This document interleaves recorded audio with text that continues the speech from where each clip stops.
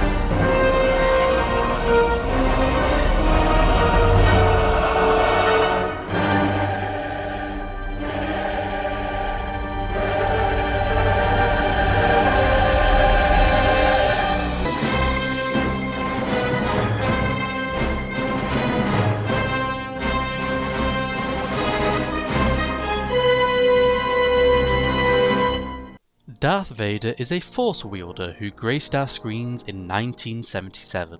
Within the galaxy of Star Wars, there is a cosmic power known as the Force. This mystical power flows through and binds everything within the galaxy, and a select few are able to harness its power. As a cosmic power, the Force is infinitely complex, but it is commonly broken into two sections, the Living Force and the Cosmic Force. The Cosmic Force binds the galaxy together and creates the Living Force. The Living Force is all forms of life which feed back into the Cosmic Force when they die. The Force is all things in Star Wars, and thus contains light, darkness, and neutrality. As a Sith Lord, Darth Vader draws upon the power of the dark side. But before he became Darth Vader, Anakin Skywalker was born on the desert world of Tatooine as a slave.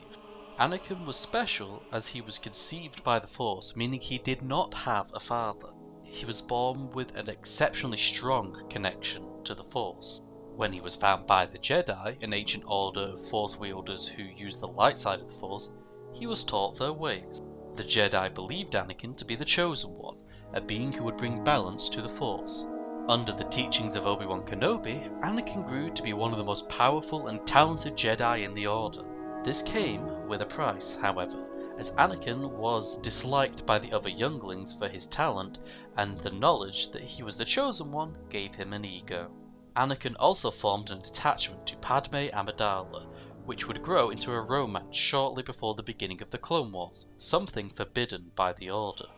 The war changed Anakin as he, along with the whole galaxy, was manipulated by the true Dark Lord of the Sith, Darth Sidious.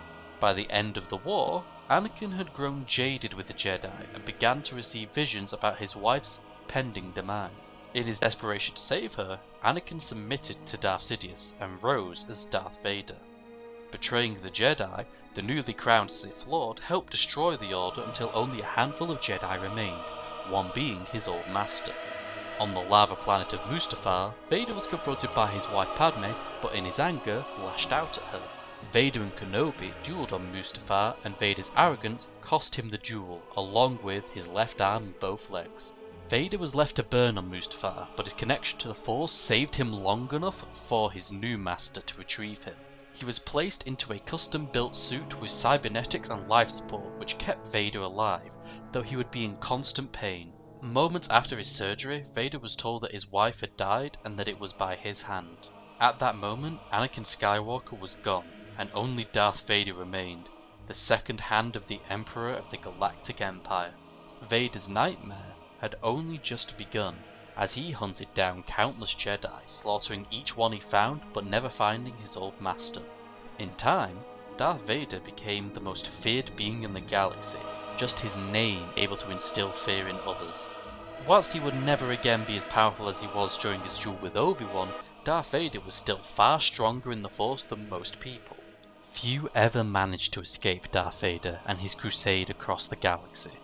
In his private moments, he would try to soothe his burns in a Bacta tank or relax in a pressurized chamber, but his mind would scream with the voices of those he betrayed, chief among them his wife.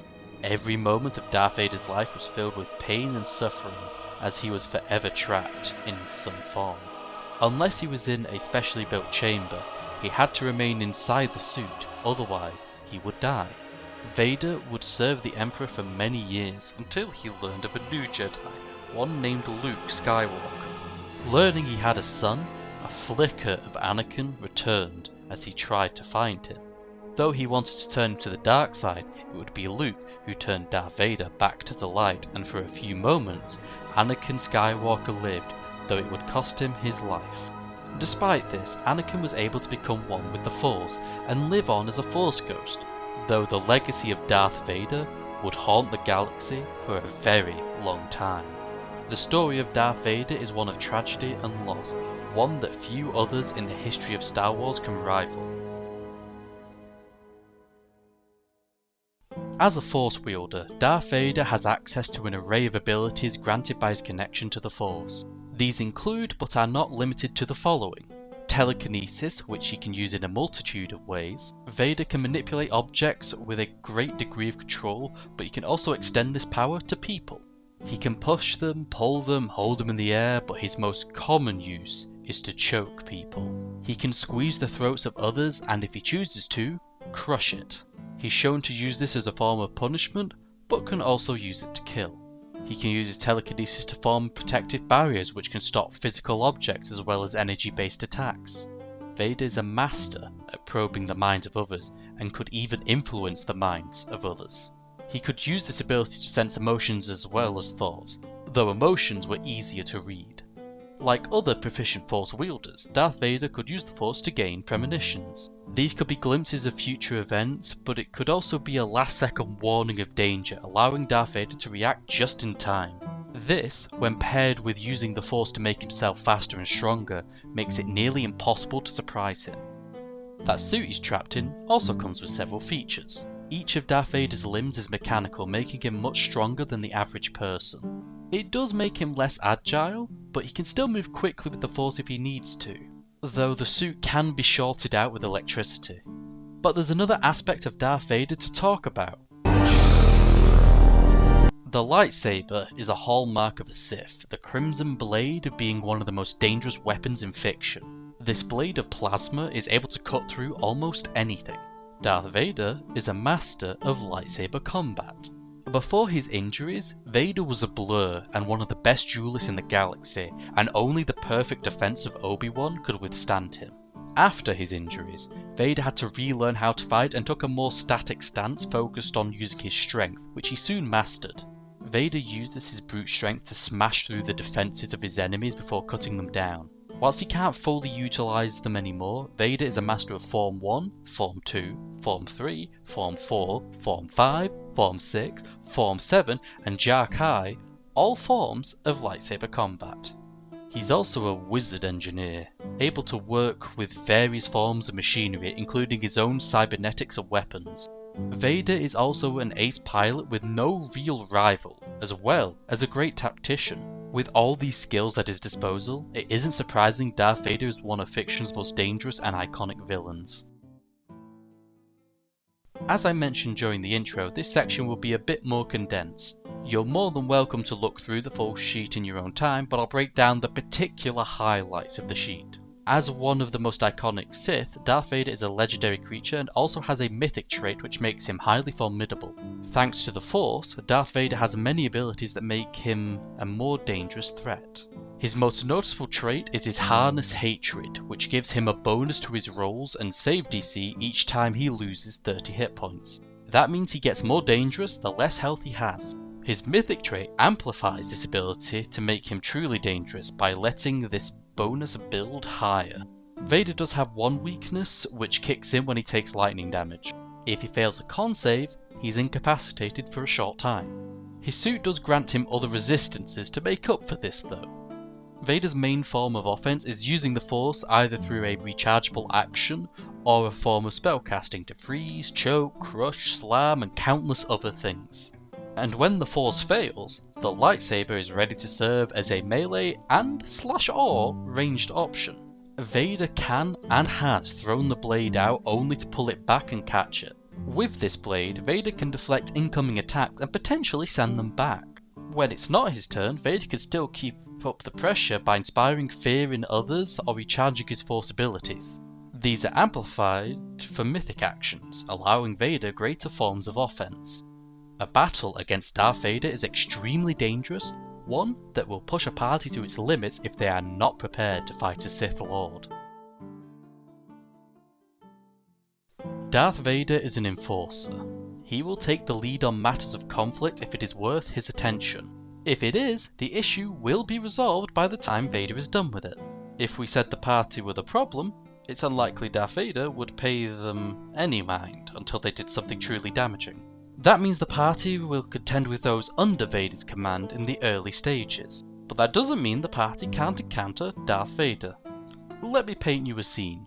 The party have been working for this kindly old woman who has employed them to search some ruins near the village. After returning from finding an artifact, the party go to pass it over before an explosion rocks the village and the wall explodes. The party are covered in rubble and dazed as a towering dark figure walks in and lifts the woman into the air without touching her. As she claws for breath, the figure demands answers before spotting the artifact. With a clench of the fist, a sickening crack comes from the woman's neck as she falls lifeless to the ground.